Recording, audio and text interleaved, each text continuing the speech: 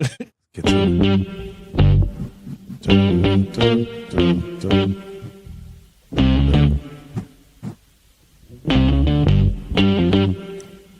We talking about practice. Not a game. We talking about practice. Now I gotta talk, we all gotta be quiet. You're talking to the Rolex wearing, diamond ring wearing, kid stealing, wheeling dealing, limousine riding. I'm a man. I'm 40. And now your host, Taking No Shorts podcast, Jay Grizzy. That's dope. I like that. Let's keep it going. Yeah. Go New York, go. I was looking for that today. Yes. Go New York, go New York, go. Already. He's starting already. Those 90s commercials when the Knicks was in the playoffs and shit when I was living in New York, man. The Wiz commercials, Oh, wow. the Sports Authority commercials. I'm taking y'all back on some retro shit. Oh, wow. Hello, ladies and gentlemen. Welcome. Special presentation of Taking No Shorts podcast. I am the host of it for a long time. My name is Jay. They call me Grizzy. Somebody calls me Grizzo. My wife calls me a lot of other stuff. But welcome. Thank you. Make sure, do me a favor while I got your viewing senses for a second.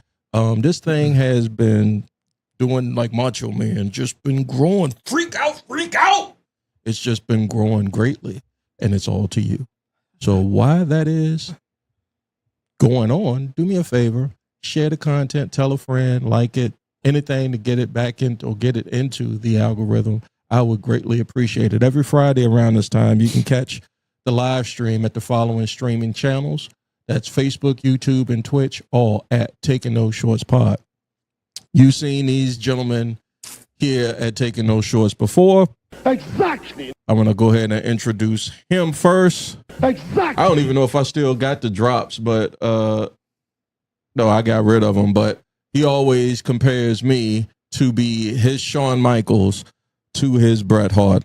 He is the yogi. He is the founder of Legacy Internet Radio. And he is my friend, ladies and gentlemen, Mr. Marcus J. Yo, what's up, Grizz? Good to be here, man. Good to be here. Marcus J. I'm in glad the building. to be here, man. Thank you for having me. Your T-shirt says it also. Yeah, it does. What Says everything. more can I say? Yeah. And also here tonight, ladies and gentlemen, he is a Bulls fan. Oh. I want to say that. He's a Bulls fan. Wow for that. I know, right? Hold on, let me take that. But You wow. oh, y'all can hear that? Yes. Oh, y'all heard the devil voice? Oh, yeah. Oh, my bad. you wild It's for that. because I made a mistake and hit the wrong button. I was supposed to hit the Shiki. Exactly. You know, sometimes that happens, but he's a Jersey City representative now in Atlanta, Chicago's Bull fan, like I said. Yeah. They call him the pretty boy. Ladies and gentlemen, Damon Dame! Clap for myself. Of course, man. That's my dog. My How you brother. doing? That's My my brother. dog. My brother. And he always come Appreciate in you having here me back. smoking on some good shit. I was like, my dog was like, something smell good on there. Let me see what it is. Oh, wow. I say, well, come on, old bitch. We Yeah. came in and sniffed around. Yeah, as soon as he came in here, he went right back out. He was just like, oh. You got the doggy gangster. Yeah, he was like, oh, it ain't what you smoke on, Dad. Hey, man, how y'all guys been? Blessed, Man. Blessed. That's Good, good. man. I know I've seen you a lot. David, it's been a while since you've been here. I want to Yeah. say episode, if I'm at 140, I'm in the 140s. I think you came in early 130s. 130s. Yeah, it was like the 130s, man. And I had a good time. I don't know about you. Yeah, I think I came in last time. It was a pay-per-view. Yeah, it was a wrestling pay-per-view. A pay-per-view we was talking about. Yeah, we was reputation on some good shit. Yes, sir. And speaking of good shit, ladies and gentlemen, if you've been living up under a rock, God damn it, the New York Knicks are NBA world champions. Indeed. New York Knicks New York Knicks. definitely deserve I'm that. going to defer to both of y'all because y'all from the tri-state, Jersey City, Jersey representing. Yeah. New York Knicks fans, you and approximately because of distance, not to say that you are a Knicks fan because we know you're a Chicago Bulls fan, but you seen it. You said, and then I came late to the game, Marcus. Yeah. 1994, that playoff run. Matter of fact, I was at Madison Square Garden when the Rangers won it before the Knicks got eliminated. Yep. Or before the Knicks lost the finals, the Rangers won it. Yep. And Their first one in 50 years. first one whatever in quite a while. And that was bananas. it was. Yeah. Yeah, That Messier. was bananas to the point where I was like, these white people crazy. I say, let me get up out of here. But you were literally there at the parade, the Yeah. New York Knicks winning their Yesterday. the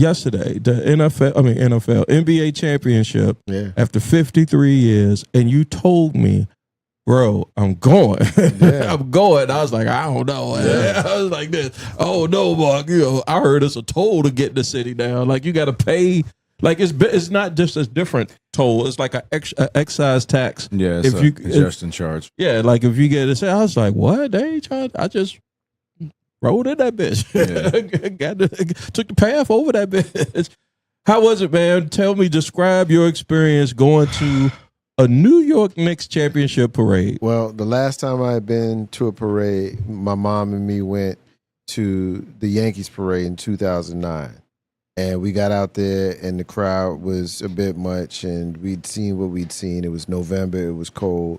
So before it was even going good, we got back on the ferry, went back to Jersey City. Oh, you got on a boat? And watched the Yankees 2009 parade from Al's Diner in Jersey City. Yesterday's New York Knicks parade was very similar but vastly different experience. All right. So we Give me the stepped off the similar. train. Give me the similar. We stepped off the train at 6:30 in the morning at the World Trade Center. As soon as we stepped out the building, the crowd just swelled around us. So we were instantly and immediately overwhelmed by the amount of people that were in every single direction to us. It took us a half an hour. Elbow, how black people say no. Excuse me, give me. excuse me. Yeah. That was It's you all day. Oh, that was me. And it's, we couldn't move, and we tried to kind of get to where we wanted to get to, but we couldn't.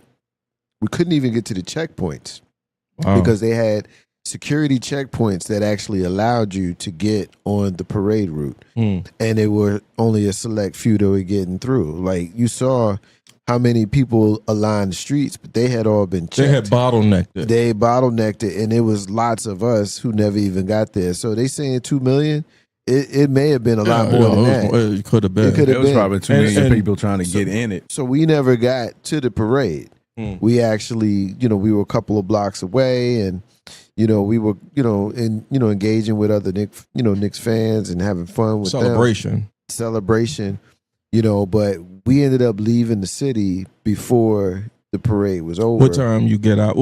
Just get to the path trade probably was a chore. Well, there's a whole story Yeah, behind go that. ahead. There's a whole story behind that. So once we realized, you know what, we're going to just go ahead to Jersey City and watch it at the Light Rail Cafe, our homeboys bar. Okay, shout out to the Light Rail. And so we tried to get out of the city, but the World Trade Center path train that we had just come in on was overwhelmed with people to the point where they weren't accepting any more people coming in from New Jersey into New York City. Because it was too much of a swell of people. That's crazy. And the trains wasn't going out. So they had locked down that train center. So if you tried to get on the path from there, no go. You just swim to the fucking. So what we decided, just swim yeah, to right. it. So what we decided that we would do is we would just walk uptown and catch a subway from a different part of the area, but it required us to do some walking. Yeah. Which, that's where we from. It's what we used to. So, Yeah. So we walked up through Chinatown over to Canal Street, and, caught the train.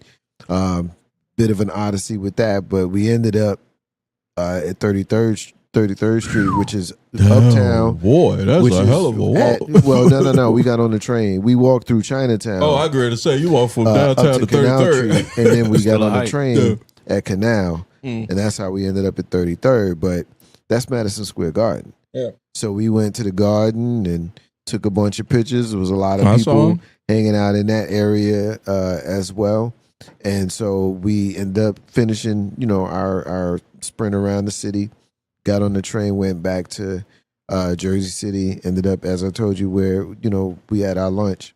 You saw the. And I'm we sorry. got when we sat down is when the program on. I the was going to stage say, did began. you get to see at least Right on time? Mike Breen. Mike- we saw all of the speeches Yeah, from right there at the bar, so it was perfect. And as we were sitting there were multiple packs of people who were coming in, and they all described that they had been coming Back from there, and everybody had similar but different experiences. You know what it looked like? It was I'm sorry, crazy. Mark. You know what it looked like to me when I was watching the images? Dame, it looked like 1977 blackout type shit. Oh my goodness! Just a swell of people, man. It was just like a swell of people. I couldn't believe it because I was watching it on TV and just the amount of people just standing on sides of buildings and on awnings, Street and lamps. just yeah, man. It was Fucking but camels. it was great. You know what's crazy? It was great to see. Yeah, it was. Great to see because like you don't said, see that the often. Rangers had theirs, and then you seen the Yankees had theirs. But for the Knicks to finally get theirs, and like you said, I'm a Bulls fan, Bulls fan through my heart.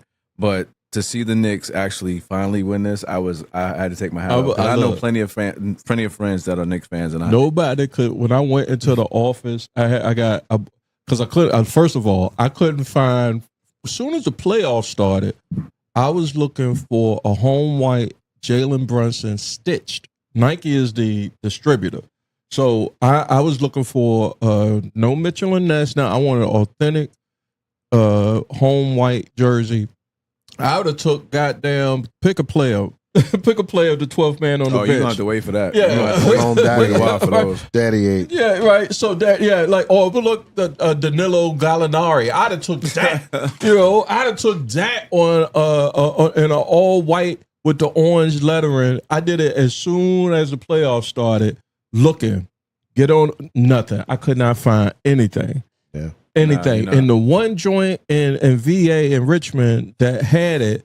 They had it in like like an adult small, It's medium. a medium, and I was this close to get. Oh no. I was this close to looking like Twan in that joint. No, we better talk about you on that one. No, don't do that. Yeah, for sure. That nigga's tripping. I almost got it, but I said, you know what? I'm gonna wait. And then my son blessed me tonight. He came in before we shot, and he told me, he was like, "I got you." The night we won it, he said, "I got you." I went online and got you a gift because he was looking like, for me, we was both looking. I was like, "Yo, if you come across one, let me know. I'll dope. shoot you the money." He was like, "This the best I came up with," and he brought it to me today. And it's Father's Day It weekend. was, it was Father's Day Bless. weekend. So he just bought me the championship cap, which I'm so grateful for, because I remember, Mark, that there was some lean in terms emotion, and I'm getting emotional talking about it, because I started out by saying 94 was when my fandom started. Junior's Cheesecake in Brooklyn, watching John Starks Game 6 in Houston, or Game 7 in Houston, 3 for 18. Oh, that's when you became a fan? Yeah, well, I was a fan. I became a fan when the Reggie Miller shit happened. I ain't fuck with Reggie Miller. Like, That shit was great. Yeah, because he was talking mad shit. I respect him, but I don't like him. That's his middle name back in the day. Reggie Talk Shit Miller. Yeah, I respected him, but I ain't like him, and that shit had me tight. And that was the year before, that was the season before. So, and we was in juniors, and you could hear everybody in that joint was tight. Yeah. Like, it's nothing worse than going, like, are you a Jets fan? Hell no. Vikings, right? Yeah. All right. But ain't nothing worse than watching a big game and your team lose the big game. Oh, yeah. Yeah. You want to hear some? Yeah, I remember when the Giants beat the Vikings in the playoffs in the championship game. Was that the shutout, the big game? Yeah. For That game. okay. I went to that game. I was talking mad. Oh, I you was at that- Giant Stadium. I was at Giant Stadium in the skybox, and nothing but Giants fans, and I got the Viking jacket on and everything, talking mad shit. You was And hurt. we got Mollywop. lambasted, Yeah. What was that? like 28-0 or something like Oh, that. my 28-3 God. or 35-3. And so that whole people don't understand, Mark, the loss, like what it does to the fan. I mean, Yeah. you described when you became a fan during the Reggie Miller versus the Nick years. Mm-hmm. I was a fan for a decade before that. Like Rory Sparrow, I was Rory Sparrow and Gee, Louis Orr yeah. and Bernard King, Bill and Cartwright. Bill Cartwright. Yeah. You know, and you know, bad losses they hit you hard, man. Mm. You know, it's funny. I was thinking about this recently, and I was like, I don't even entertain the conversation with people who are not like rabid sports fans because you can't explain the emotion. No. You can't, and you sound crazy trying to. Don't even put yourself through it.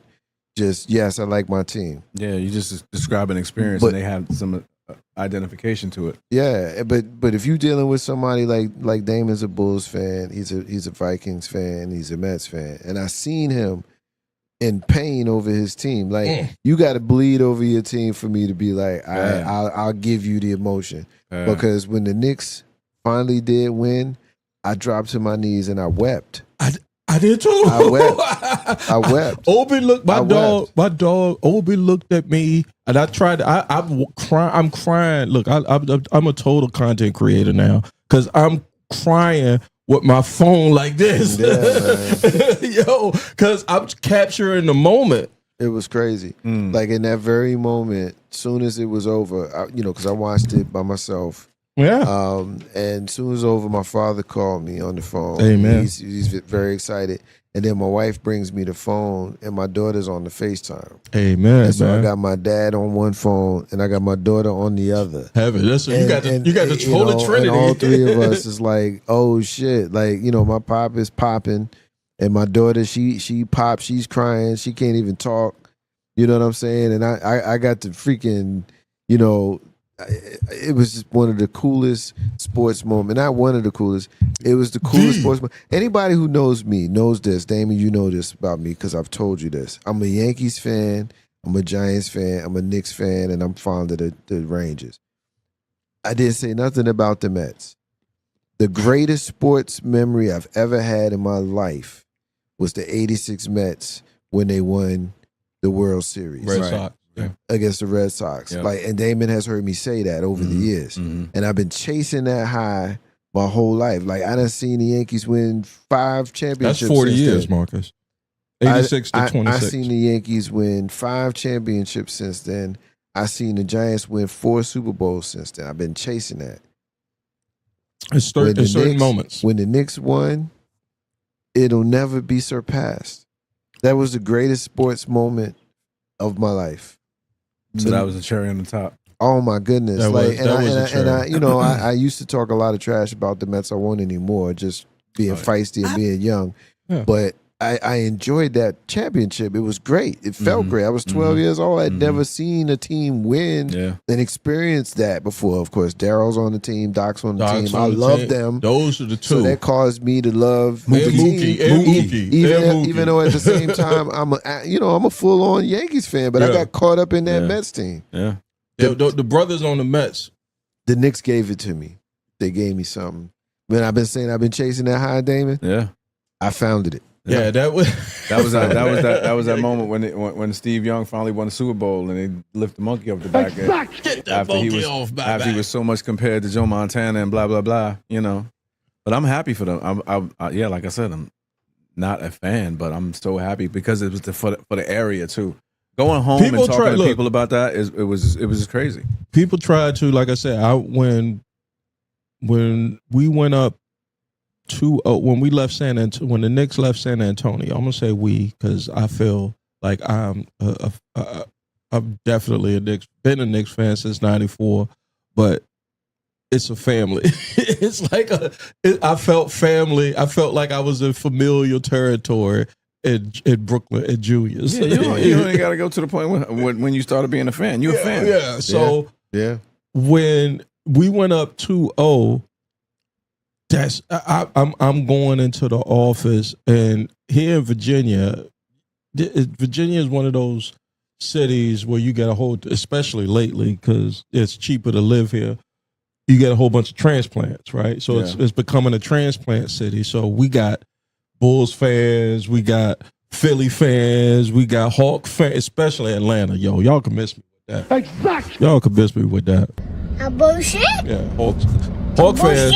I'm gonna talk my shit, Mark. Give me a moment. A little bullshit kid. A little bullshit kid. I love it. I'm gonna talk my shit because Hawks fans be talking shit, but y'all can't talk shit because the dude that gave y'all the ability to talk shit ain't even on the roster no more. You dig? So there'll be a lot of folks gave the Knicks a lot of grief over the years, and I just wanted to say, fuck you. I just want to say fuck you, and I'm happy that we won because I sat there, I was taking pictures, I broke down, shed a tear to the point where my dog was looking at me like DMX dog probably looked at him. It was like, nigga, is you all right? Is you all right? And I'm like, we did it. They did it. That's what I said. I said, they did it. Because that's a unique group, man. Yeah, I know. Nobody's going to forget that team. Yeah. I know. And, I one thing that you know about me, I'm not boastful. Not running around talking about my team's the best, and I just did it for you. I'm going somewhere. I'm going somewhere with this. I'm not running around. I'm humble with it. I always have been, mostly because my team hasn't been good. There hasn't really been much to say. Right. You know what I'm saying? But as we've gotten better, in the 6 years since Leon Rose has been the general manager, and they built the team literally piece by piece by piece. Every year, getting a little bit, further in the playoffs, to ultimately winning the championship. It's like, I'm watching it, and that's what I said earlier. What more can I say? Like, Jalen Brunson, he was like, yo, what you want me to say? Like, we won.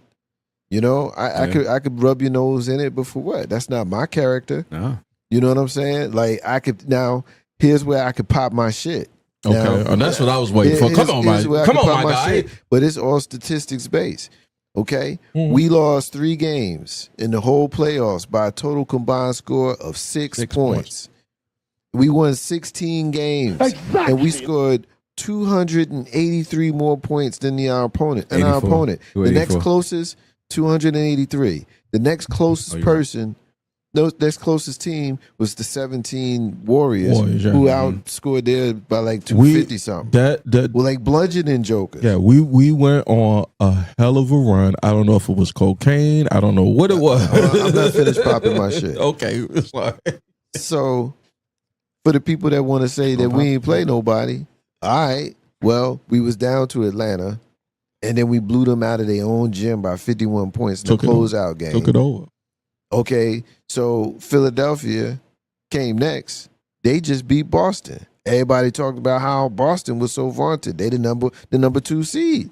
We swept the team that beat them. Hell yeah. And then we beat them in the final game in their building by 30. Exactly. The next team beat the first seed, Detroit's first seed, right? We beat Cleveland, sweep, in their building, 38 points. Yeah, that Cleveland series was great. Felt great. San Antonio, look, I'm not one that does a whole lot of complaining about officials. I see what everybody else see. I got everybody else's frustrations, but it's just not something I want to do is complaining openly about officials. It's for other folks to do that. But I'm not blind, and there was some bullshit going on. You know what I'm saying? If you look at, fouls that weren't called and you look at the box score for who shot free throws, we know it was some bullshit. But you know what? The number 2 seed, 62-win San Antonio Spurs, that was the favorite team that was supposed to beat us, lost 3 times in their building. I mean, I don't even gotta pop no shit. These are like facts. It's not like it's no hyperbole here. Mark hit you with the numbers. And literally, I said during the season, this is the greatest Knicks team I ever seen. All they got to do is go and prove it, and they did. They did. That's another thing. They said. I mean, I ain't gonna say they said because they are a humble team. Like they just went about their business all season. They won the NBA Cup, went about their business. Let me pause on. Let me jump on the cup for a second because I remember when they won the cup and I celebrated the cup. And the cats made fun. They laughed Yeah, they at was me laughing because at us. they laughed at it. Everybody who wins the cup, they usually end up losing a bunch of games, and we did afterwards. You know what I'm saying? But I think that is validation now that the team that wins the cup, now there's expectation of you to go out and win the championship because you showed in the early part of the season you the best So then. you the one. You that and guy. you done showed completely at the end of the season you the best at every stage of the season. and remaining consistent throughout that. So yeah, And remain consistent throughout the whole run of the but season. even when they lost that, they had that little stretch when they lost a couple games. I think it was like 9 straight or something like that. They was up and down and some That January, whatever. it was December, January joint. I was The like, inspiration part was during the playoffs. I'm like, they going into every game, we 0-0. No matter what the outcome of was the last game, we 0-0. 0-0. So that changes a lot, man. That erases, the self-doubt and all the other stuff that might have happened before. All right, we starting fresh. I'm gonna ask you, Dame, Start from because scratch. the Yeah, what's Knicks had a situation going into this season where we got rid of a coach that got us to the Eastern Conference Finals, and then we won a championship. Tibbs. Yeah, Tibbs, right? So Love shout out Tibbs. to Tibbs. He helped us out a lot. You being a Bulls fan, you remember the time where Phil Jackson, when Phil Jackson left, Right. And why did he leave the Bulls? Oh, just the fact that, him and Reinsdorf, the owner. Yeah, the owner, Phil wanted more control. Yeah, and the Knicks, we got an issue with Dolan ourselves, but I want to say, how did you, kind of correlating the two, how'd you feel about when your owner doesn't assist in putting the best team out on the floor to win? How do you, as a fan, deal with that? How do you still keep your interest? I mean, well, that's how I feel about being a Mets fan right now. Because we putting out. We got the third highest payroll in the league. Yeah. And we last in the East. Hit the chic on that one. Oh, okay. Exactly. Yeah. So at the how end of the day, do you feel it's a about struggle. that? It's a struggle, It's a man. struggle, Because it's like before in the off season, I had bought some new Mets shit, Right. a couple of new hats. I don't want to wear that shit now. Nah. I still wear, because I still wear it. I got my shit on, But even when Mark was talking earlier about the '86, that was the last time I had the feeling about them, winning the title. I mean, they went to the World Series a couple of times.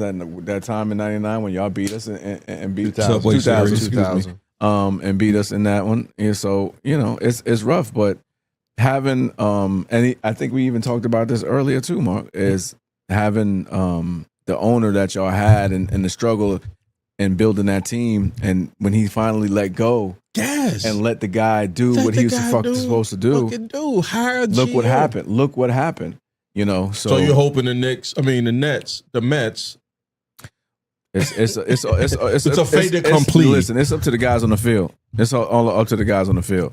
And just like with the Knicks, it was those guys. It was the guys on the court, man. It was inspirational. Honestly, I don't think players, because there's a thing, Mark, and we can debate this a little bit or talk about it.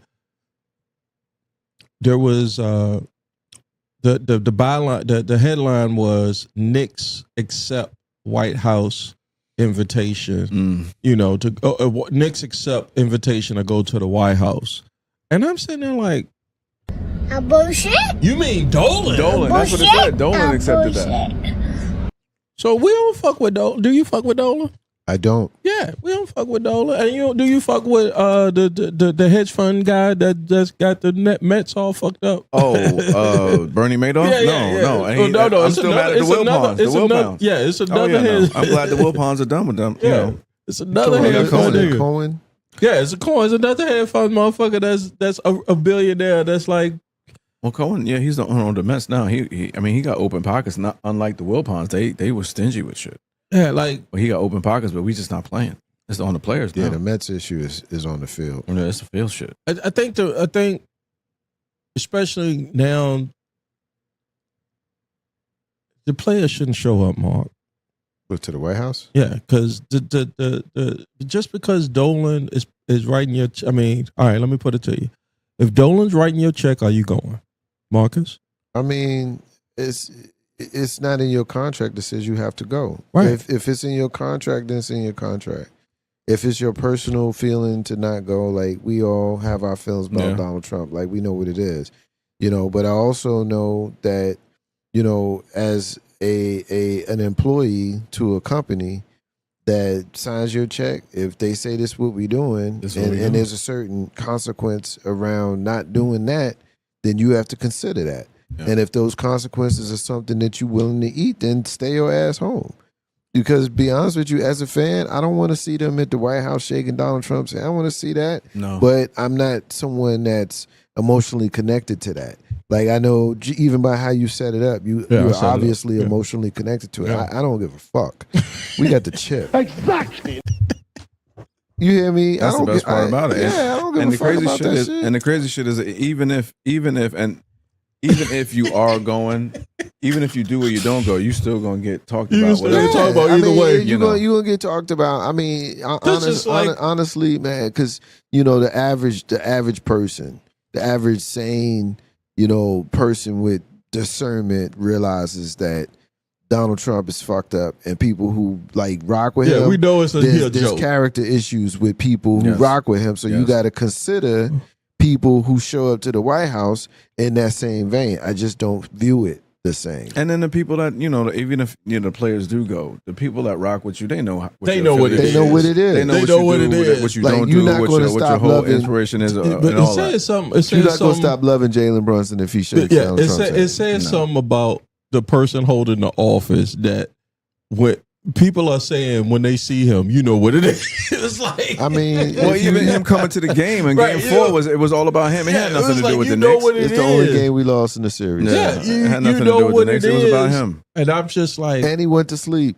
yeah, I'm like, yo, God, Definitely went to Jesus. sleep. Yeah. Mm-mm-mm-mm. I mean, honestly, it's exhausting It's because it's like, exhausting. when you see what you see. All right, I give you a perfect contrast. Like, we can shift the conversation a little bit if you would allow me to. Yesterday was the unveiling of the Obama Foundation and Library Museum. I'm not sure the proper terminology, but we know what I'm referring Presidential to. Library. Presidential Library in Chicago, on South Side of Chicago. And,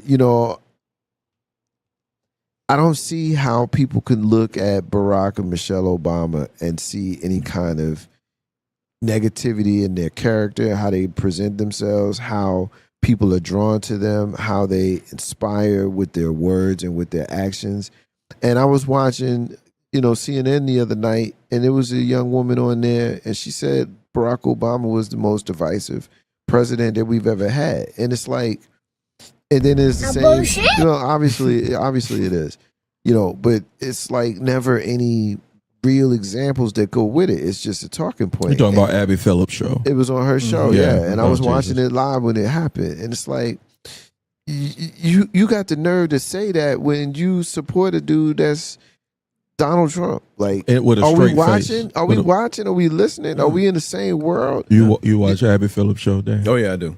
I do. When does it push your button as much as it pushes mine? Only when Scott's there. Yeah. When he's on that show, I mean, and the thing about it is she reins a lot of people in, and I like the way she does it with class and dignity. And I agree with you, Mark. It's disgusting. I even talked about earlier how that you had that MMA fighter who said what he said about Michelle Obama, and it's like, yo, when they go So high, when blatant. they go low, you go high. It's like, yeah, you don't have to say anything about that Because it speaks for itself. and it reverberated when Brunson said what he said at the podium. Like, yeah, you say whatever you want about me, but then I don't have to say ish. I ain't gotta say shit. I don't gotta say shit. I ain't gotta say You know what I'm shit. saying? That woman is more educated than anybody in that dude's family, hands down, in history. Yeah. You know what I'm saying? She could write her own ticket for whatever. Yeah. And for these people to say what they say about her and him, it's crazy. Well, He hasn't even been in office in what, 8 years, 12 years? who, Obama, and they still He- talking about he him. left in 17, so it's been 9 years. And they still talking about him. Yeah, he got their number. I just struggle because the character thing is what I struggle with. Yeah. It's like, it's Donald Trump. Like, we don't have to explain to each other what it is with him when it comes to how he talks to people, how he conducts himself, the language that he uses, and what is the normal manner of behavior that we have come to expect. Right. and how adverse to that he is. And we got the nerve to entertain people on television talking about Barack Obama is divisive. It's like it's bullshit. A bullshit. A bullshit. I know you hate the drops. I but do hate the drops. Yeah. I really hate the drops because I be on a roll and then you be stopping me with the bullshit. You stop me with the bullshit. It brings levity to the podcast, Marcus. Okay. Well, how about you levitate when you talking? Shit. When it's your turn. Levitate on that. You know what I'm saying? I said levity, motherfuckers. I don't need no levity, man. You know? Continue, sir. Yeah, I mean, it's mind blowing when you look and you see people openly deciding to not be a part of the celebration for him as he celebrates himself at the 250th anniversary of our country. And you got all of these people saying, nah, I'm not fucking with him. Nah, I'm not fucking with him. Nah, I'm not fucking with him. Yeah. But then you look at the Obama Foundation and library opening yesterday, and he got heads of state people from around the world coming through. What? And he got every other than him, Donald Trump, he got everybody other living president. Yeah.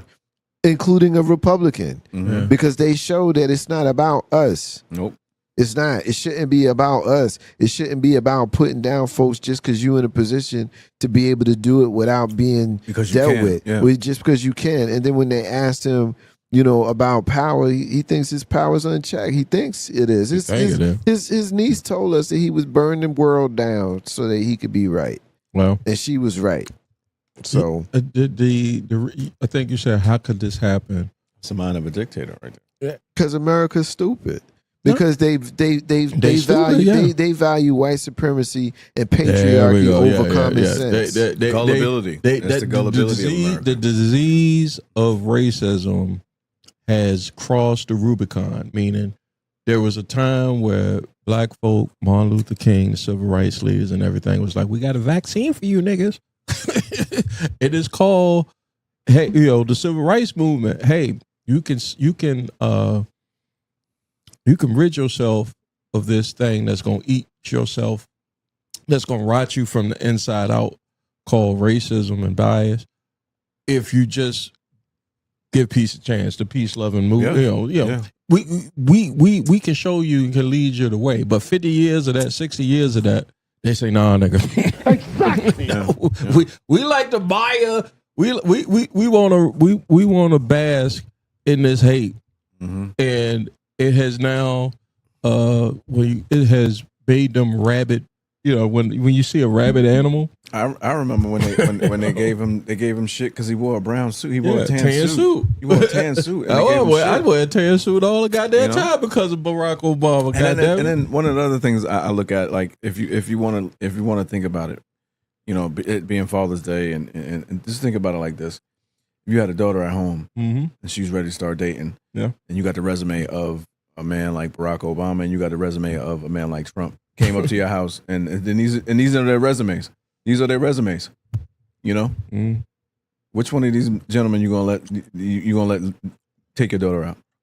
I'm gonna take Barack Obama. I'm looking at, and this is the argument, and this is the thing I want to say to these people who want to ride with this dude. Like, look at all the basic shit. Just look at the stuff that's the foundation of what it is that you look for in a person, an individual, a human being, just a human being, and you really want to have this person around your people, around your family, around your friends, telling you what you should do, and these people blindly just voting for this man and standing with him, like and now the crazy shit is now you have all of these people wanting to defect from all of the stuff that he said over the years.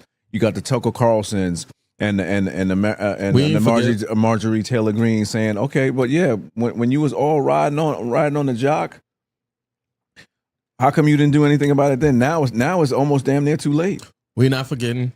It's going to come back. I mean, the history of the country just shows. It's got to come back on these midterms, bro. Everything got to come. That's when it's got to come back on these midterms. Full circle. And this time, what they need to do is what they didn't do. What they tried in Reconstruction. We just want to lie around to see it, or our folks, a couple generations. They tried to do a Reconstruction, but it was only like 10 years of it. After that, and we had Jim Crow, and it took another 100 years for it to get right. Jim Crow. Yeah, so Crow laws. they got a disease of the mind. I think they're rabid, and if you don't get a vaccination for your rabidity, motherfucker, you gonna end up like that raccoon in the fucking my driveway, foaming at the mouth, doing like this, goddamn it. That's what y'all white folk gonna end up looking like. Just foaming at the mouth. And I would just keep like Will Smith. What's that movie when he was the zombie killer? He was the only one. Not iRobot. But he was the only actor. He was probably like, it was a very small cast. But y'all know the zombie movie with Will Smith. Tip of my tongue. Yeah, it came out years ago. That's how old we are, gentlemen. Oh yeah. We're gonna take our first break here, Taking No Shorts podcast. Time for a break. Yeah. We'll be right back. I won't need a break. These messages. I gotta hit the blunt. I gotta charge my J. Or I ain't smoking y'all shit. No, I don't know what you talking about. I'll be like the wicked witch of the west out this bitch. I'll get you, my pretty. I'm not sure that anybody offered you any. Oh yeah, you hoarding the weed. Message right here. I'm not taking it. Taking those shorts, Paul. We'll be right back, ladies and gentlemen. Who said you can Taking answer? the time out to listen to Taking Those Shorts podcast. We'll be right back in just a few. Make sure you like, share, subscribe anywhere where you find your favorite podcasts, and make sure you leave a comment under Taking No Shorts. Already all into the Knicks together with each other because we were single digits rooting, and we figured out that we had a friend in it, and we were preteens and teenagers at the time, and we'd always talk about what it would be like if we actually won. And it's like it's been 40 years since me and him been going through this and whatnot, and that's who I got to be, along with another brother of ours. That's who I got to do the parade with yesterday. And as young men, we talked about if they ever win, we go into the parade. You told, I remember you saying, and just if you know me, like, I mean, if I'm gonna get on a plane and go to LA to see them play a game, I can go to New York to the parade if they win the chip, and that's what I did. Through masses of human flesh. I mean, as I mentioned, like, we didn't get to see them on the parade route, and our experience was just more being in the city and feeling the energy of the celebratory, like there were multiple times, it was 3 of us in my crew, and there were multiple times like we would walk past other groups of friends and whatnot. That was sharing, that was doing the same. And everybody, like, the thing was, yo, what's up, champ? What's up, champ? We were calling each other champ in the street. Yo, what's up, champ? And it was common. You know what I'm saying? It was such a dope energy. Everybody was don't even know each other, and everybody's excited. And then there would just be random breakouts of Knicks in 5, Knicks in 5, Knicks in 5. Hey, yo. People just randomly chant it. Like, you see old people and young people. I was totally expecting 7 games. And you saw, people on crutches and people in wheelchairs. You saw fathers with their daughters. You saw fathers with their sons. You saw single moms. You saw white people. You saw people with turbans. You saw people with yarmulkes. You saw every single walk of every single one. And another thing that I'll share about my experience out there. Yeah. The NYPD was so nice. They Knicks fans gracious, helpful. There was a lot of young black cops, men and women. Mm-hmm. And they all seem to be just because we are of a certain age and certain experience where it doesn't always go that well with our interactions. And and so in the interest of being fair, because it was something I thought about.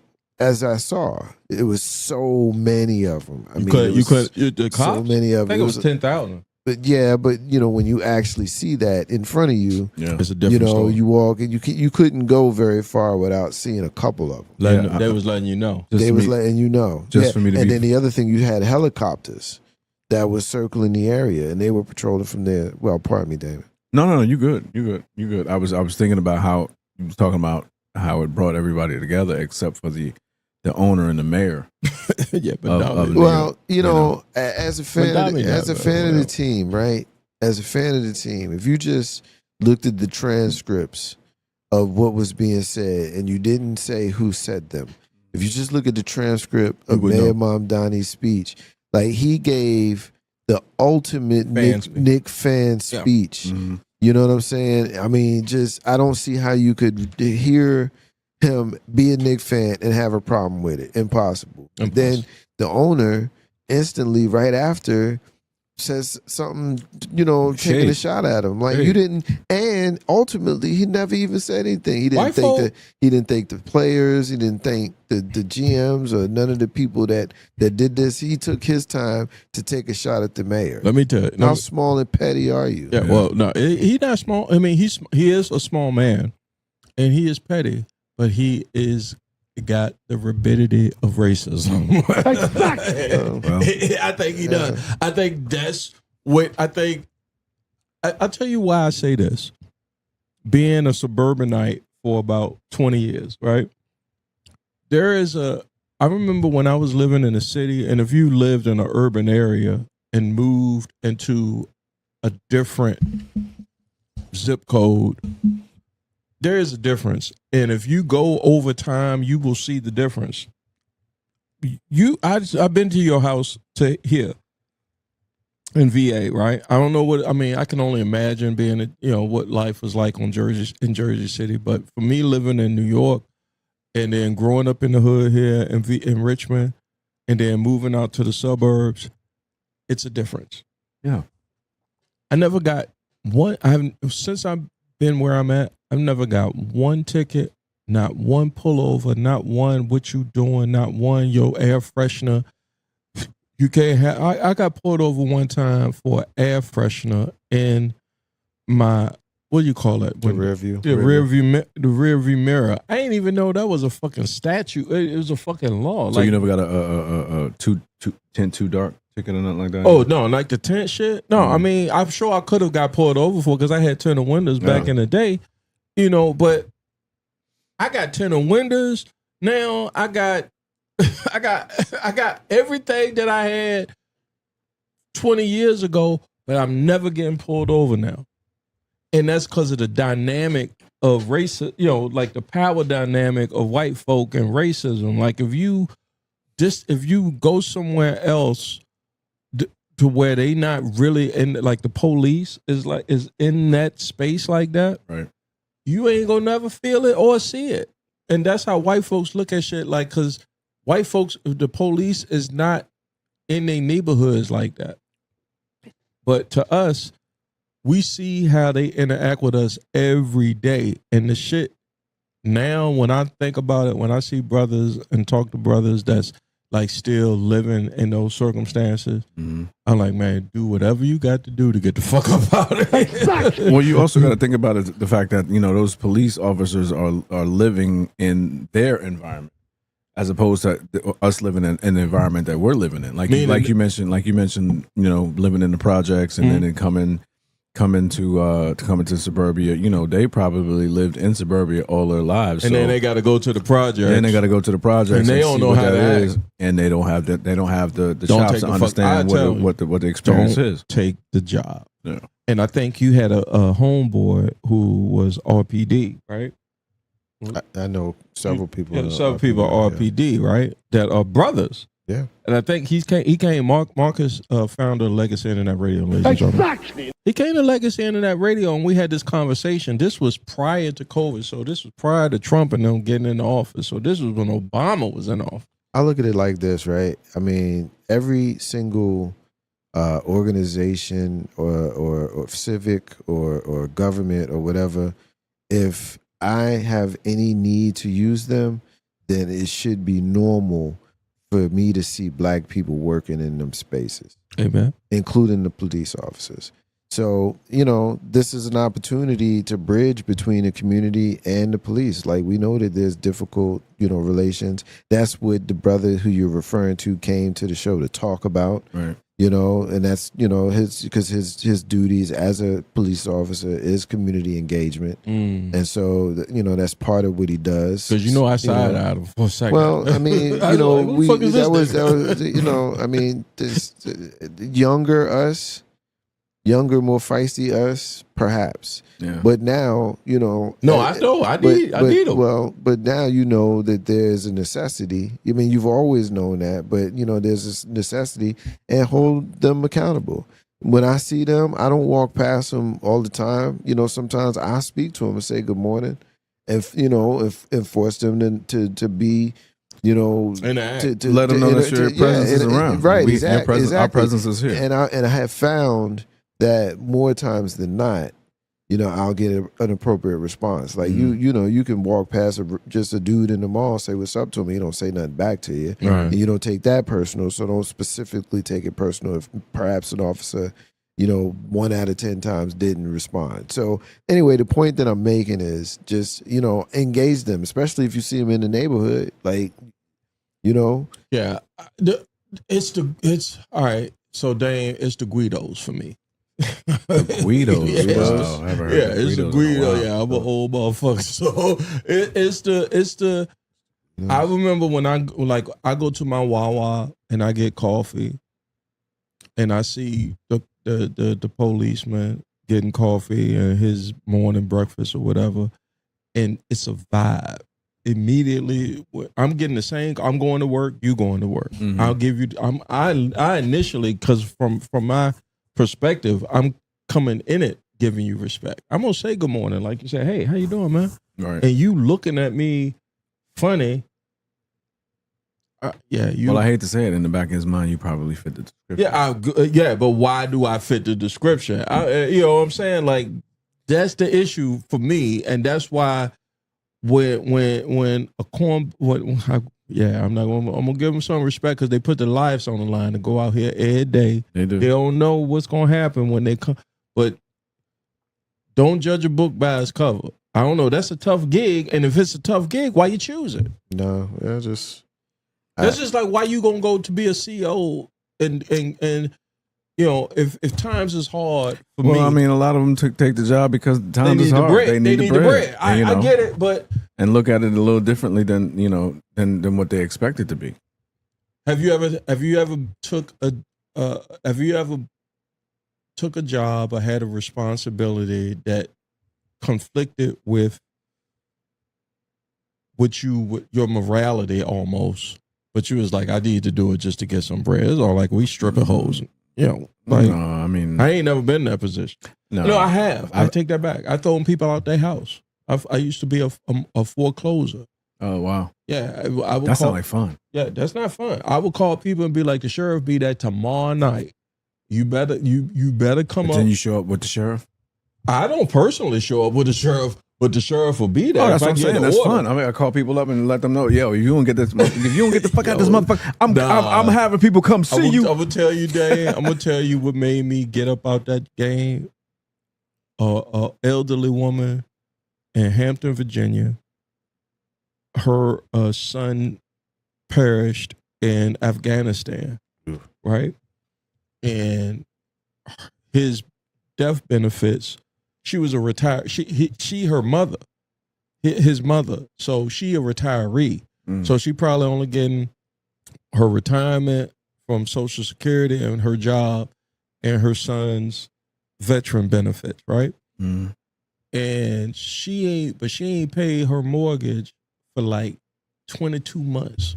That's like a year and some change. That's like a year. I don't know who gets away. This white folk get this some Trump shit. White folk get away with not paying their mortgage for a year. Well, not in Trump's America because everybody getting it. Yeah, everybody getting it. But back then, a year. This was an Obama era. A year and 10 months. Woman did not pay her mortgage, and she came up on my case management. And I had to call her and be like, the sheriff be there tomorrow. And she was like, young man, you don't know my story. You just see what's on your screen right now. But let me tell you what's happening. She ran it down for you? She ran that shit down for me. She said, I lost my son about 6 months ago in Afghanistan. I was already on whatever government assistance or Social Security, and we just trying to get our shit together to process what's happening to that in that type situation. And I was like, bitch, I don't care. I gotta get this bread. I gotta get this fucking bread. I gotta get this motherfucking bread. Where's the bread, bitch? The sheriff will be there tomorrow. It's just so wrong. Yeah. No, I didn't do that. But yeah, you did. You lying ass. I clicked the button. I say, I will call you back. And you got to, I mean, because my job required me. And this was the HARP. This was when Obama in 09, 010, and 10, when Obama was trying to bail out what the Bushes fucked up, what the Republicans fucked up, with giving folks an opportunity to save themselves from losing a house. So they passed a program for banks to do a modification of their mortgage. That's how the black man came into the half black man came into office to save you from throwing you out your house. I can't. I ain't gonna get in my soapbox. But he's so divisive, though. Yeah, right. A bullshit. A bullshit.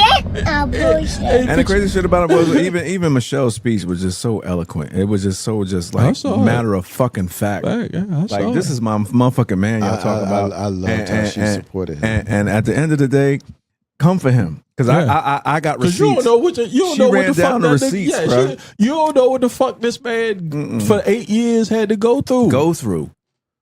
Nobody knows but me. All y'all saw that shit was in front of cameras. Y'all don't know what it was living in that motherfucking house.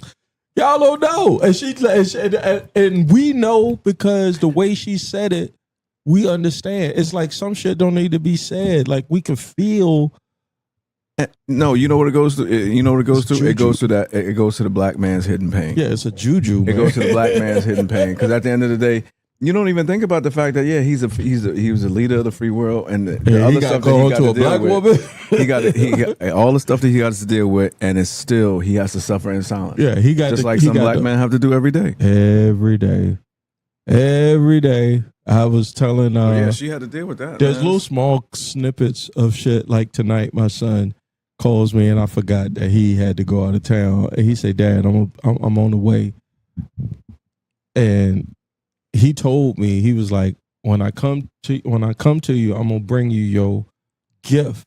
He told me what the gift was, but I ain't know like specifically what it was. Because he said, I ain't gonna lie, I can't find a Knicks jersey. But he said, the fact that he thought, the fact that my son thought about me, you know what I mean? And came through and delivered, says something on this Father's Day weekend. You did? I'm gonna get there back. Father's Day. Today we get the big piece of chicken. We get the big piece of chicken. And socks. Yeah, the biggest socks. New drawers. I want some pussy. I want some pussy for Father's Day. You might have to wait for your birthday on that. That's when they spring it on you. I want some pussy on my birthday.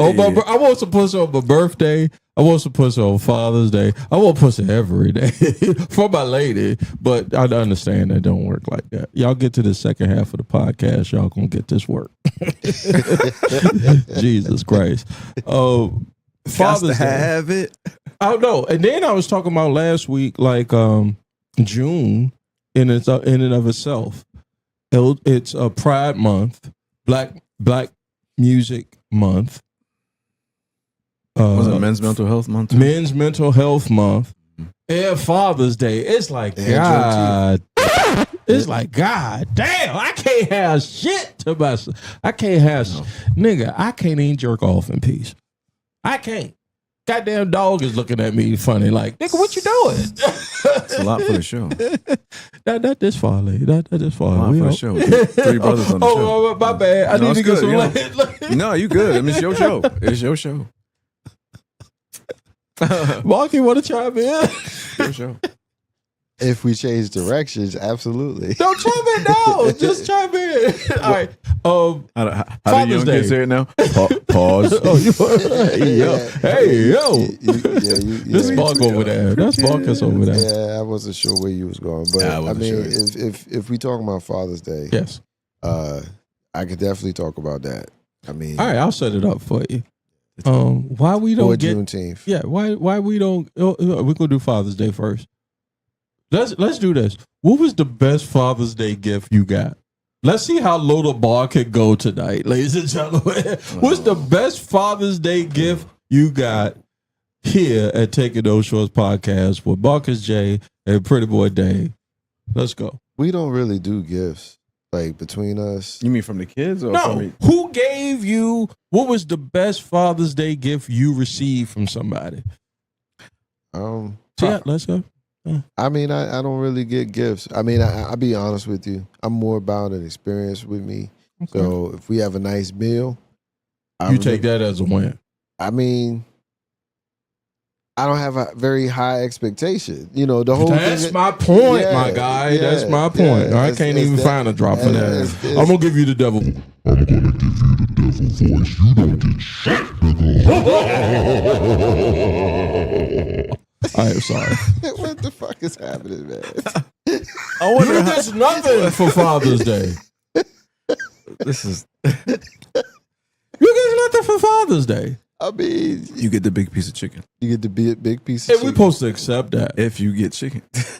But if you do get chicken, I think the best Father's Day thing, and I'm a sentimental guy, but I think the best Father's Day gift I ever got, I think those little arts and crafts stuff you get from the kids when they cut that little shit. You know what I'm saying? Come on. I mean, you ain't getting nothing else. What else you getting? You don't even get peace that day. Sometimes, depending on what else. I remember the episode of Everybody Hates Chris when Julius had Father's Day. He just wanted a day to himself. That's all. Rochelle took all the kids to the movies and all other shit. And all he wanted was a day to himself. So he did all the shit that he wanted to do to himself. Give us that. Just give us that.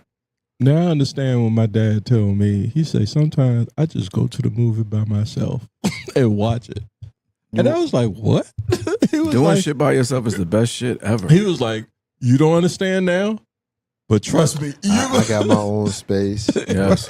Inside the house, I got my own space, and outside the house, I got my own space. You got to. Yeah, man. I got here that couch, that love seat. That's on the other side of the camera, ladies and Hey, gentlemen. this looks like that space now.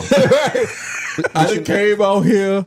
It has been hot as Hades out this motherfucker. Oh, you just grin and bear it, man.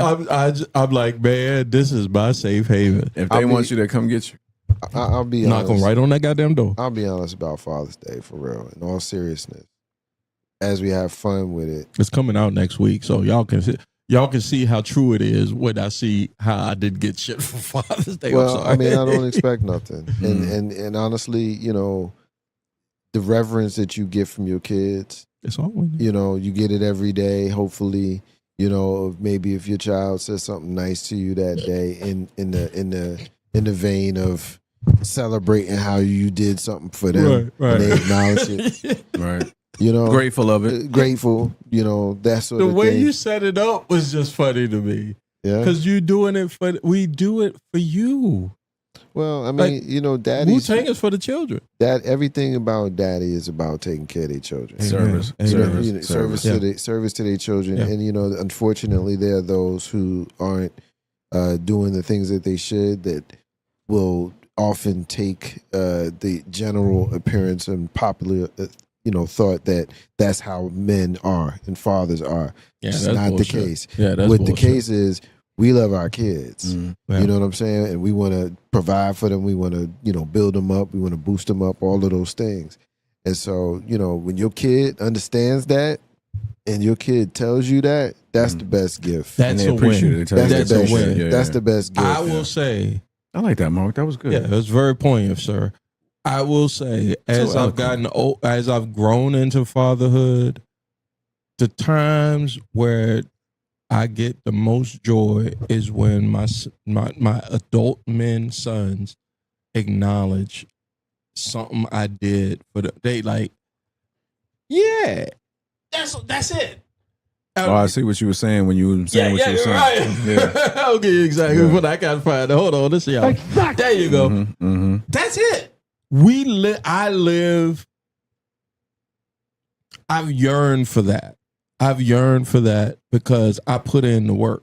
Yeah. You know, I've toiled those days, those science projects, and sitting up and having you know. Well, yeah, you're not gonna get the reward every time, but when you do get that reward, I mean, in those moments, it means everything. I'll give you Father's Day. I'll give you Father's Day in a nutshell, right? Right now with me, it always goes back to the Knicks. This goes back to the Knicks, right? Like, right after the Knicks again. right after the game was over, with Shaq and Kenny and Chuck, the ESPN show. Jalen and Rick were there, and they got interviewed. They were talking about, you know, Jalen's character, and they asked Rick. And he was like, talk about your son and how, you know, and he said, well, he's a great kid and all of this stuff, and he's of great character. And Jalen whispered, said, it's your mama. His mama. just gonna steal my story. I'm Huh? sorry. You waited for the punchline. Wow. And he's a comedian Waited too, for the yo. punchline. I'm so He's a comedian. sorry. He just did that. I'm so sorry. I can edit this shit. I can edit this shit. I built it. You did. His mouth was open. Your mouth was open. Your mouth was wide open. Let's do it. Go ahead, Bob. Go ahead. I can edit it. Where am I gonna go How ahead you gonna to? edit that? Where am I gonna go ahead to? Where you gonna loop from? Where you gonna start the loop? 3, 2, 1. But that's all right. I'll just go ahead. Loop putting that wine back in the bottle. Yeah, right. Because the shit was so I could feel. I mean, but that's fatherhood in a nutshell. Yeah, I like felt we that shit. are often the foil. Yeah, You know, we're the foil Yeah. in the joke. We're in the foil in, you know, it's everything that mama said until mama don't know what to do. And then she looking at daddy. But we supposed to solve But everything. daddy don't got nobody to look to. Nobody. You know what I'm It's saying? all on me. That's Father's Day. Mhm. You know, it's you know, That's fatherhood. It's you know, Exactly. and that's your mother, and she deserves all of the great and the kudos because we know how we feel about our mama. Right. Yep. So it ain't no shade. We don't feel a way. No real daddy don't feel no way about Mother's Day being No. extra special. No. We appreciate it. You know what I'm saying? And it becomes as we've gotten older, Yeah. it's become more of a joke to us because we recognize that Our it's part. just what it is. It's our part. It's just what it is. So It's just our part. that's why, in our own way, you know, Grizz and me both said, if your children acknowledges the effort that you put into them, It's and a they win. tell you that they recognize it, that's the best gift. Yeah, that's a win right there. That's the 'Cause best gift. Yep. I take it all the time when my kid, my dad gets on me. He says, "Stop calling them kids. They're men now. You call them kids and everything. You're like, you know, just stop. Don't do that. Would you? How would you feel if I kept calling you kid?" I said, "I smack shit out you." Holy Jesus. No, What is that? I am your kid. I mean, to this day. What is that? You call To this me- day, you to this call day, me- my dad still calls me the name he called me when I was 4 or 5 years old. For real? Yeah, he still calls me that. Do you I'm want not to telling share? you that Yeah, shit, I no. agree to say. Fuck out of here, Grizz. I love you, man. I'm gonna tell you that shit. You know what? Hold on. You know Mark what that don't shit know. I is? don't know. Oh, yeah, Mark don't well, you know, but put no, it to the I mean, universe. Yeah, I put that to the universe. I ain't telling you shit. Because I will use it. Don't tell for no shit I don't want her to know. No, for real. It's poignant because that means that It's special to them. it's special to them, Yeah. and you there's something to say about that. When my dad said that, I said, you know what? I ain't never agreed with you as much as I have in the last 10 years of my. But you gotta look at it like this. I mean, that's the mentality. I mean, if your father was thinking about that, that's what he was raised on, and you know, he probably didn't. His dad didn't say that stuff to him growing up. No, he did. He didn't call him those little, you know, cute nicknames, or I not had even a- cute nicknames, but one of those names that you know brings out, you know, the admiration that you have for your child dad, or something like that. You know, I had a show a couple episodes ago. Y'all can go back and see it. Facebook, YouTube, and Twitch. I Taking No Shorts Pod, where me and my guest, we were talking about dads. His dad was the guest dad was a boxer who sparred with Muhammad Ali, right? and his dad would tell him stories about Ali, and I said, "Oh, Ali whipped your dad ass." he was like, "Nah, my dad whipped Ali ass, and the story just didn't come out, because my dad is a sparring boxing guy, Mm-hmm. you know what I'm saying? But I was scared of my dad. I was like, me too. Me too. We were sharing dad stories like crazy, and I called my dad. Mark, was you scared of Pops? Were you scared of Pops? Yeah, hell Yeah, yeah. man. Hey, look, I've always said that, if you watched Good Times and you wanted to have an idea, I was Michael and he was James. Yeah, you don't play. You know what I'm saying? So he'll show you. He wasn't a father that was going to beat you and spank you and all that kind. I mean, I got a couple, and in hindsight, as an adult, they were absolutely deserved. Oh yeah. When I got the spankings that I got, I absolutely deserved them. But I didn't grow up fearful in a manner of he's going to spank me. It was more the disappointment part. You know what I'm saying? So the fear was more that, which is what you want. You don't want your kids to be fearful that you're going to beat them. Yeah. I mean, and I guess our generation and older grew up with a different mentality than what I just laid out. Because that respect thing comes with the, understanding what it is that they sacrifice for you and all the other stuff. Yeah. And at the end of the day, if you look at it as to what they've always brought to the table, like your parent or whatever bring to the table, the only thing you want is reciprocation. Yeah, you just wanted. I wanted acknowledgement. Like, I ain't doing this shit for free. But you gotta get older to understand that, because the parent was once the child.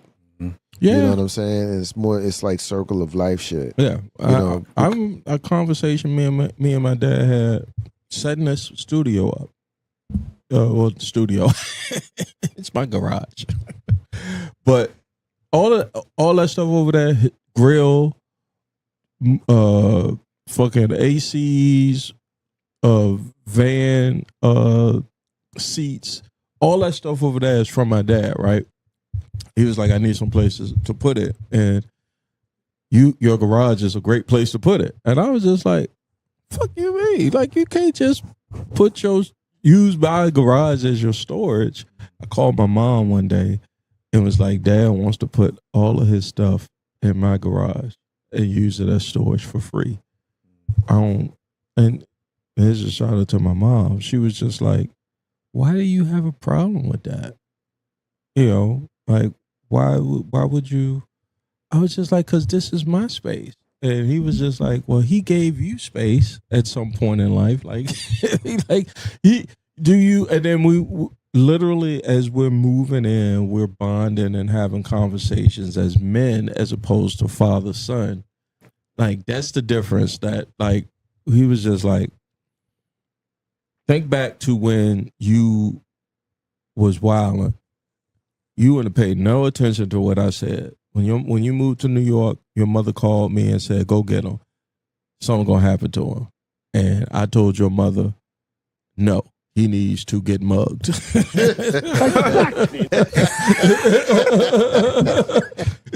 I get what he's saying, though. Yeah, That ain't tough love. He needs to. Somebody need to put a foot in his ass for him to realize what he got. Yeah. And sure enough, I took the N train to Brooklyn, coming home from work, and the motherfucker pickpocketed me, took my beeper, took my wallet and everything. And I called back to VA. It's like, God damn, they took my shit. My dad said, yeah, you're going to have to do some new shit. You know what I'm saying? So you feel some kind of way, like, as you younger, you going to feel some kind of way as a man about your dad, because you full of piss and vinegar. I was full of piss and vinegar. And my dad was like, shit, you don't know what piss and vinegar even look like. You want to smoke? Yeah, right? But when this whole bonfire. Yeah, right.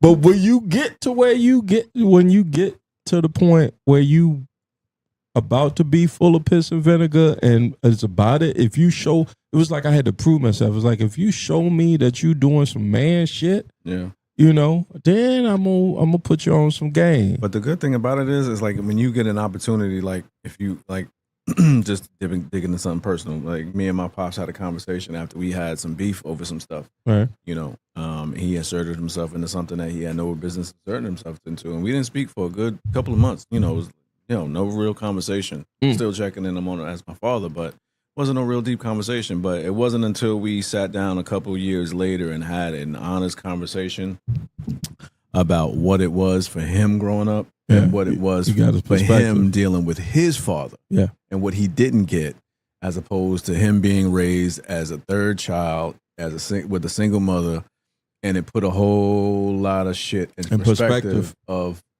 what it was that, even though I thought as a father I'm capable of doing, why wasn't he able to? I understand now why he wasn't able to do it. Yeah. Why it was a struggle, or even not so much a struggle, but it took them a while to get to that point. Yeah. You gave him grace after that. That's exactly what it is. You gave him grace. Had to. Yeah. Had to. Because like you said, you fill up piss and vinegar and you think you know every fucking thing until you get the real story, or like my mother always says, experience is your best teacher. Man, let me give your mama exactly for that. Goddamn. Because I was just like, you curse like Prince. What? He cursed like Prince. He put ERs on. Matter of fact, my dad never cursed. Oh, your father? Yeah. Answer me, motherfucker. Yeah. He got it. You know what I mean? Dad knows exactly. He's a Prince fan. Yeah, he knows exactly what. Because that's hilarious. when that is hilarious. First of all, my dad never cursed. I've never heard him curse. The closest word I'll share the story about the closest time the closest word I ever heard him curse with, but I've never heard him curse, right? And I grew up, because him and my mom split up very young. I grew up in a house full of women, full of Southern women who ain't had no problem cussing your nigga ass out. No problem, none. And I sat at the table. Because they was probably usually talking about some sorry ass nigga. I sat at the table as they picking greens and playing tunk and doing anything, shucking the corn and all that. Popping them butter beans. Yes, sir. Yeah. I sat at the table as they ran y'all niggas down. And I got that for about until I left the house. So that's 20 years, 18 years. But you know the interesting thing about that, I got that too. But one of the interesting things about that is I learned early on what not the fuck to do. Yeah, that figure. If you paid attention to it, the one up north girl did that to me. You know some of the shit not to do. But I mean, you still one up north girl said, "You don't talk to me like that. There's no way you gonna talk to me and carry on like that." Yeah, but it's definitely something to have that thrust upon you like that. Well, you had your dad in your life forever, all your life. And so Father's Days now, I know at your birthday party that we had, where your daddy was sitting in your chair. Yeah, man. He came in, made a beeline right from my spot where he spent the whole day. Squatting. Squatted right on my spot. And you know what I did? Move me. You got it.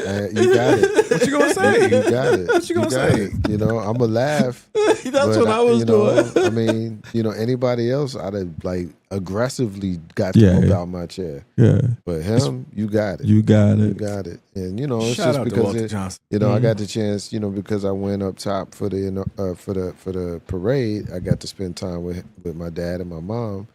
And I got to say, Happy Father's Day to him, and he said it back to me, and I don't often get a chance to see him during certain holidays. We might go a couple of years without seeing each other on this holiday or that holiday. So I don't remember the last time I saw him on Father's Day. So it was cool. Obviously Father's Day it's still in a couple of days, but it's still the same for us. Yeah. Safe to say, we don't expect anything for Father's Day. We just grateful. Well, being grateful, it's cool for me now to be able to talk to him. He's 84.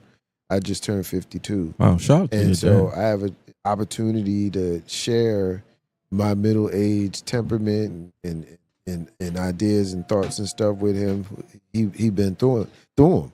You know, I remember when he was 50. You know, Damon, you might remember his 50th birthday party. Yeah, man, that we had a- you know, and What was he? Hold on. What was your dad doing at his 50th birthday party? we had a party for him. And he was partying. Yeah, well, you know, he mixed and mingled, hung out with people, but me and Damon and K-Dub, we Fucking spent blast. we spent most of that party making fun of the old people. Old folks.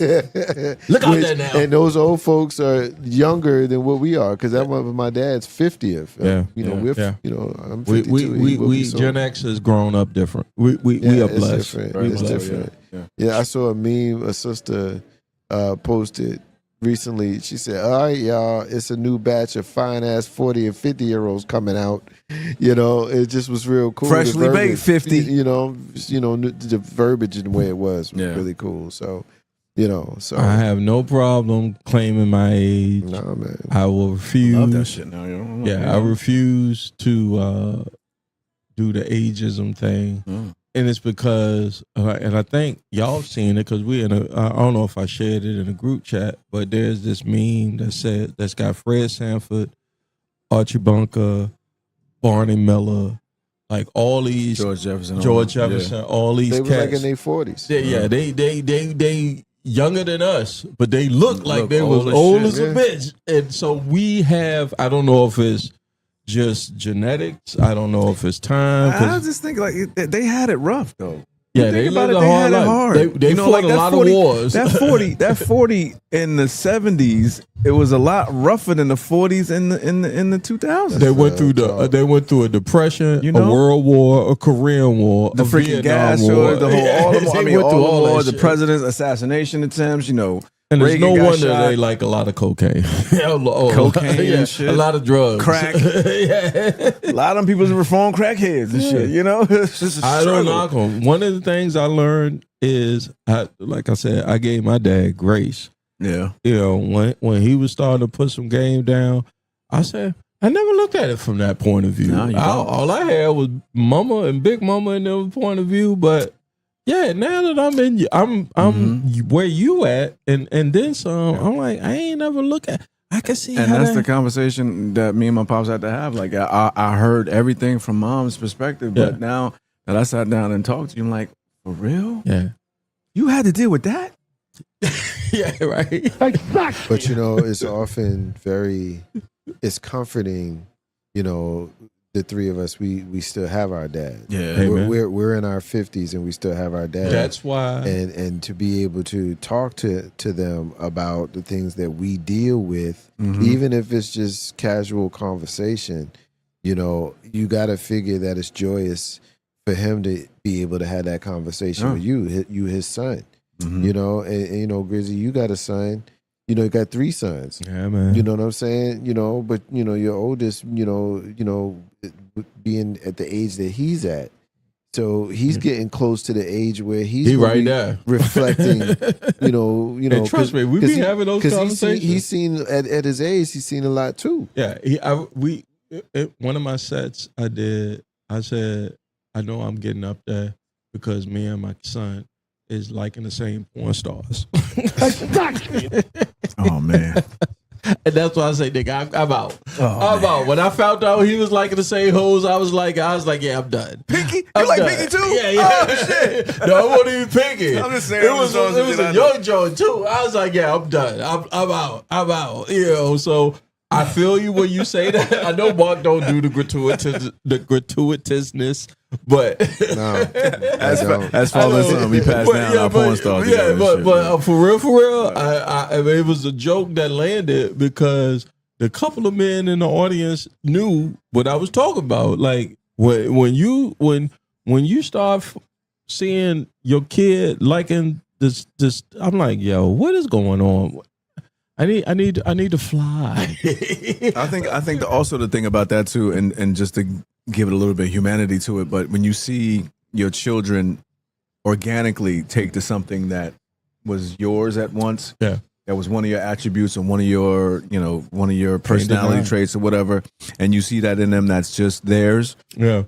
it brings something It brings out something that out. makes you feel a certain way. Yeah. I give you a perfect example of that. Like, you know, my daughter, has always been a Knicks fan her whole life. You know, Did she have a choice? She had been no, she didn't. She didn't. That ain't no but- example. That was suffrage if she didn't. That's- If she wouldn't been a Knicks fan. Right. Can I get to my point? Okay. Yo, get to your point. Okay, I can't Marcus. roast you. Go ahead, No. Marcus. Okay, get to your point.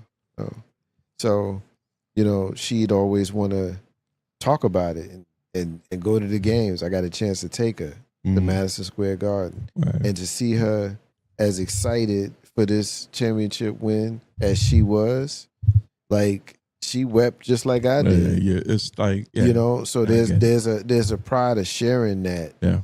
You know, with her. Yeah. So That is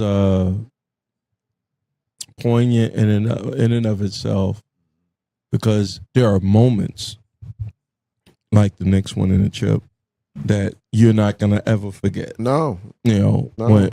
when Jordan three-peated the second time, you're not gonna never forget the shot against Craig Early. Was it Early? What's the white boy name? Craig Elo. Elo. I call him Early. Craig Elo. Like I wasn't big of a Jordan fan, but you know, I think the moment more so than that. Was okay, when- come on, give was- me. I'm was gonna when- let you get in. Was when he came back. Oh, when he said Basically, I'm back. I'm back. He said the That- facts. Oh man, He listen, said the facts. Listen. that was everything. That's big dick energy right there. That's Pause. Like he say I'm back. I'm coming back. Yeah, that's it. For real? Yeah. I was like, okay, well, you know, we'll see when it happens. Last but not least, gentlemen, as we record on the weekend of the eve of the summer solstice, Father's Day weekend, the Knicks winning a championship after 53 years in Father's Day. It is also Juneteenth, right? Juneteenth. And as of this recording, some folks about 160 some odd years ago, some black folk in Texas got the last word that the war between the states, as the white folk would call it. But the Civil War is over and black folk is free, allegedly. Shame. And I can remember growing up in the capital of the South in the 70s and in the early 80s, we had a celebration called June Jubilee. And as a young kid, I didn't know what June Jubilee meant until I got maybe into middle school. And because it was almost like mandatory in the black community. When June Jubilee happened, it was like going to King's Dominion or going to Six Flags. It was like a celebration. So when June Jubilee happened, you know you was going to get good food. It's like going to the fair. You're going to get good food. You're going to see some good entertainment. You're going to see, you're just going to have a Sagwa fair of things to do. Was that a one day, or was that like a? It was like a celebration. It was like a weekend, really. Okay. It was like a weekend in June, and it was called June Jubilee. And I just never knew what it meant until I figured out that they was hiding a whole bunch of shit from us in school, and I didn't know that it was called Juneteenth. You know what I'm saying? And now we fast forward to 40, 50 years later, we got Juneteenth celebrations all across the country, even in the times where we are now. And I wanted y'all to kind of share your comments and reflect on what Juneteenth means to you when it came across your radar, ladies and gentlemen. I'm gonna go ahead and give it to Pretty Boy Dame first. Like Juneteenth, what it mean to you, man, knowing that this is a day of celebration? I mean, honestly, it's a day of celebration, but I mean, to be totally transparent, what does it change? It don't change shit as far as what we dealing with. You know, we get another day off, we get a holiday, but you know, the new president took it back. Then we get the holiday and then they took it back, or whatever it was. I think we still get the holiday, but yeah, I mean, it's a celebration of what happened back in the day. You know, from discovering that the war was over. Who made it? Who do you know? It was a Barack who made it a federal holiday. I think it might. Or Joe Biden. It was Biden. Biden. Yeah. Shout out That's to too Joe soon. Biden, man. Yeah. Shout out to Joe Biden, man. But I mean, it's another day. You know, like we were talking earlier, it's a 3-day weekend, Mark. We was like, yeah, it's a It 3-day falls weekend. on a Monday. 19th don't always fall on a Friday. Yeah, you know. true. So, But I mean, to be honest with you, it's just fuck with me today though. You gonna have some problems. Yeah. There still needs to be a little bit more focus than just the fact that it's Juneteenth. We got a lot of other shit that's a problem besides I can dig it. You know, I can dig it. What about you, Marcus J? Well, I have 3 days on the calendar. I don't go to work. I don't go to work on Martin Luther King Day. I don't go to work on my birthday, and I don't go to work on Juneteenth. If it falls on a weekday, I put in for it. It's just what it is. I celebrate it. Make sure a white man see it. Well, I don't care about none of that.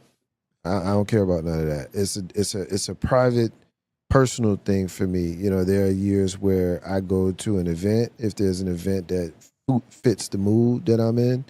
But generally, you know, I just take the day in remembrance of the emancipation of our people from slavery in this country. You know, it's a liberation day. Amen. And in the course of liberation, I won't be going to perform labor. It's just, you know what I do. I recognize the history of our country and how, you know, we've been treated and making sure that everybody knows. But like Damon said, like what does it change on a greater scale? I recognize the celebratory aspect of it, which is the reason why I celebrate. So, like Juneteenth is yearly. What are we doing daily? Yeah, like Father's Day. I mean, you know the what I'm daily saying? part, You know, for full circle, like, you know, there are certain days that we set aside so that we can give greater, you know, energy towards, you know, I'm reaching for the blunt. education. Yeah. Well, you know, No, go ahead, sir. I'm sorry. you know, it depends on what you care for. Like, what do you care What for? you care about? If you just, I got the day off and I'm gonna smoke the blunt, then all right, then that's your way of celebrating. I'm not ever gonna be in a position to down how somebody rocks, how to, you know, even if it's different from how I roll. I was reaching for the blunt because I just wanted to reach for the blunt. I just wanted to.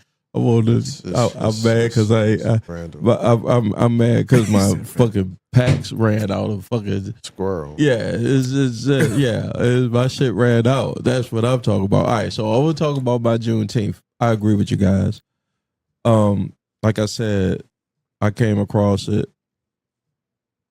like a puzzle. Like we celebrating something, but I don't know what we're celebrating about.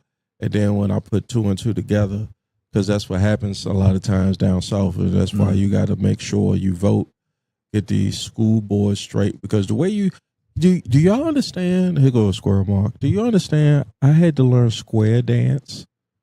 You know what square dancing is? New Jersey folks don't know what square dancing is. I mean, I heard of it. I know it's some kind of country It's western some type thing, of country western. but how, I remember seeing what it when I looks used to watch Hee Haw when I was coming Watch out. Hee Haw. Yeah. That was a requirement. Put my age on there. That was. I remember Hee I Haw. told my neighbor about Hee Haw the other day. God. He was just like, "Oh, you watch Hee Haw?" I was like, "White boy." Wait, look, we had 3 channels. You had no choice. Fuck you mean? I know Hee Haw. You turn the Hee Haw was right there. Right. Leave it here. But there was in the curriculum in gym, you had to learn goddamn square dance, and they took like 12 black kids to a mall. Like when you have like a field trip or something. Yeah. My sisters can talk about this. Well, y'all can like this when y'all see the clip. But they would parade black kids in front of white folk and make them do the square dance like in Django. Oh, wow. Yeah, literally. What you see? No. Do your partner. Yeah, do. When I think about that shit, I won't slit your throat right now. I won't slit your throat right now for making kids do that shit. Yeah, right? I won't come in the house and slit your motherfucking throat for that. But I ain't gonna do it. Yeah, I'm trying to be a good father. It's Father's Day and it's Juneteenth. Kindler. Yeah, oh yeah. Jay Grizzy. Yeah, it's time to wrap. I got 2 hours in, and I told y'all because of certain circumstance, I forgot my I had to babysit tonight. So before we wrap, I want to let everybody get their shots out there and where everybody can find them. Let everybody know if they want to follow them, like them, share what they got going on, share they were. Let's start out first with the pretty boy. How long you in town for? You going back when? Sunday or Monday. Sunday or Monday. Okay. Dane headed back to the ATL. Is the strip joints at ATL still good? I haven't been to a strip joint. I went to one strip joint since I've been down to ATL in the last 4 years, and I haven't been to a strip joint in a while. Strip joint in a while. I mean, that was just I haven't been in a while either. But in the case, I wanted to like partake. You know, to be honest with you, the reason why I don't go to strip clubs because I'm a father and I got to pay tuition. Oh yeah, that's going to the bread is tight. That's the point I was going to make with the Father's Day thing. We get Father's Day every month. Make sure we come up with the rent, the mortgage, the tuition, grocery bill. That's the Father's Day right there. It's a different type Father's Day. Yeah, that's a different type. And that's the struggle. That's real. It ain't even child support no more. Nah. It's just shit you got to do. And for some, you got to pay that too. Yeah, but for some, it's just shit you got to do. Yeah, So shout outs, Dave. Oh man, I want to shout out you, Grizz, for allowing me to come through on your platform. Every time I come down here, come up here to see my brother, it's always an experience and always a vibe. So thank you very much for letting me do that. The other shout out I got to shout out my brother. My brother Mark, because I love coming here, and when I do come here, like I said, it's a reset for me. It's a respite. I love spending time with him and his family, but for him and for his New York Knicks to actually it's hurt him to say that through. No, it does not hurt me at all. Oh, okay, I am genuinely, gleefully happy for him that he has this experience, because we've had many conversations about our teams and being able to see this and being able to have this experience, and it was like and I told him this, I was like, after they won and they clinched, I wanted to call him, but I was like, you know what, I'm not gonna do it. I'm gonna let him enjoy that because I remember what it was in '91 when the Bulls beat the Lakers, and I saw Mike on the floor clutching that ball, balling when his dad was there. So I knew what that was because I was on my knees crying too. Oh man! So to all of the Knicks, all the Knicks fans, my boy Dub, shout out to you, Dub, Jaleel. But to my brother, the struggle, because I remember even also, I'll make this last point. I remember sitting in 167, Bulls Knicks. Oh. And the Bulls put it on them, and I'm walking out the house gleeful, and I'm leaving all of them in. I remember that. It was. I just put the it was a mic drop. I wasn't even sure they were gonna let me back. You won't welcome back. He's the only one in the house. He trying to swallow the chant, because he don't want to be disrespectful. I don't want to be disrespectful. He don't want to be disrespectful. But you can still see him in the chant. You're a real one for that day. You're a real one. Yeah, but shout out to you and the Knicks and all that other stuff, bro. I'm just happy for all of you. Thank you. Get to enjoy that gleefully and get to sleep now. Appreciate it. And hang that banner on the wall. Yeah, man. Thank you again, Grizz, for having me, man. I appreciate problem, you. brother. Appreciate you. Always. Appreciate you, man. Always welcome back. Whether it was Marcus or not, I was telling Mark, I was like, yo, early on, I was like, when I was doing the podcast, I was like, yo, how could we get Dame on like a live stream, like a press conference? Was it not press conference? Know how to do the a video, like the Zoom type shit, right? Yeah. It's like, yo, man, me, you, and Dame on a Zoom. He was like, like they be doing on ESPN and everything, little satellite remote. Yeah. I put the little palm trees like Stephen A. be doing and shit. Like, I'm good. I'm down here. I meant to ask y'all about Stephen A. How y'all feel about him, but that's for another episode. Yeah, I'm gonna sign him airtime. I will sign him airtime. Hey, look, I'm happy for his success. He is sucker. All right. And last but not least for the night, Marcus J. Shout outs and your thoughts for the evening, sir. Well, I appreciate the opportunity to be here. I enjoy seeing you, Grizz, and of course my brother Damon in town. Thank you for your kind words and support of the New York Knicks. Of course, I'd like to shout them out. Shout out to them. I don't have anything to say more other than we won. I think that this is one of the greatest, not just Knick teams, but this is one of the greatest single seasons that I've ever experienced. The stats bear it out. And so I'm really happy about that because there's no asterisk. And as Knicks fans, we're often very pessimistic. And this was, kind of a dream season, and it was one of the things that Mike Breen said in his final call. So very happy about that. This is one of those wins that, will probably last. You always remember your first. Amen. You know what I'm saying? So it's like that. So anyway, that's really it. I mean, happy Father's Day to both of you guys. You was well, my brother. And I hope that you guys are feeling the love from those that you love.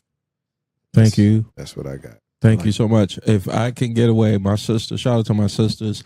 They're throwing they made an AI. You see, if you see the same flyers on social media now, it's because it's all AI generated. Yeah. And my sisters generated. Yeah, y'all did it. Y'all dastardly for this. They generated a Father's Day invitation to the crib for Father's Day celebration, but they used the AI flyer, right? And I'm like, yo, that's so ghetto. Exactly. But I'm coming. You better go. Yeah, I gotta do my father-in-law's first, and then I gotta go do that. And for that, I will say, Aligato, thank you. I mean, any recognition for me as a father, whether it's on this level or this level, I'm going to take it. I'm not going to run away from it at all. I'm not going to quantify it. I'm not. I sound like I joke a lot. I kid a lot about it, but being a father is something I don't take for granted. And folks, the folks that know me know how important it is to me for me to be a father and a dad. So I this is the first Father's Day where it really felt like folks, not for the recognition, but I felt like I'm doing my shit. You dig? Yeah, it's the best job ever. Yeah, I'm doing my shit, It's the best job and ever. it feels great. Mm-hmm. It feels great. So for Dame, for Marcus J, Woohoo! until next time, ladies and gentlemen of Taking No Shorts podcast. Woo! Bye bye. Woo!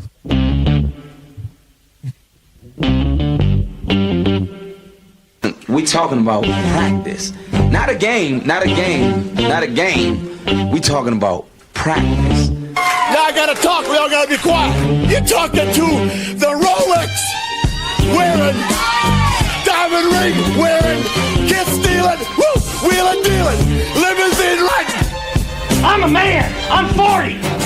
And now your host, Taking No Shorts podcast, Jay Grizzy.